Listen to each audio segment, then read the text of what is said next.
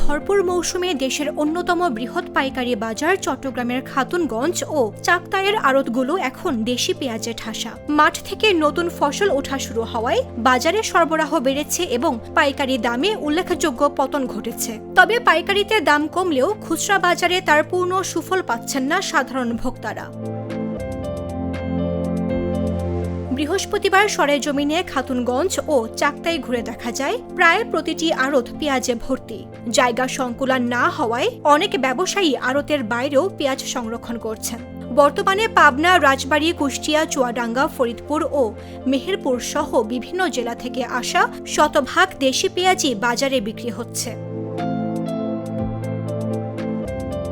পাইকারিতে জাত, মান ও আকার ভেদে পেঁয়াজ 18 থেকে 40 টাকা কেজিতে বিক্রি হলেও খুচরা বাজারে একই পেঁয়াজের দাম 30 থেকে 60 টাকা পর্যন্ত।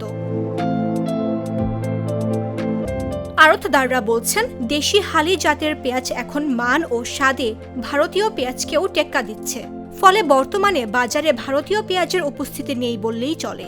ব্যবসায়ীরা মনে করছেন, সঠিক সংরক্ষণ ব্যবস্থা ও কৃষকদের সহায়তা নিশ্চিত করা গেলে পেঁয়াজ উৎপাদনে দেশ প্রায় স্বয়ংসম্পূর্ণ হয়ে উঠতে পারে। তবে ভোক্তা সংগঠনগুলোর অভিযোগ, পাইকারি ও খুচরা দামের মধ্যে বড় ব্যবধান তৈরি হয়েছে। তাদের মতে, বাজারে পর্যাপ্ত সরবরাহ থাকা সত্ত্বেও অতিরিক্ত মুনাফার কারণে ভোক্তারা কাঙ্ক্ষিত দামে পেঁয়াজ কিনতে পারছেন না। তাই বাজারে স্বচ্ছতা আনতে প্রশাসনের কঠোর নজরদারি জরুরি বলে মনে করছেন সংশ্লিষ্টরা।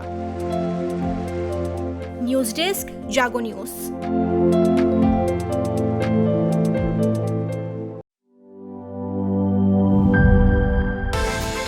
বিকাশ পেমেন্টে 10,000 টাকার বেশি অফার। শপিং চলছে তো।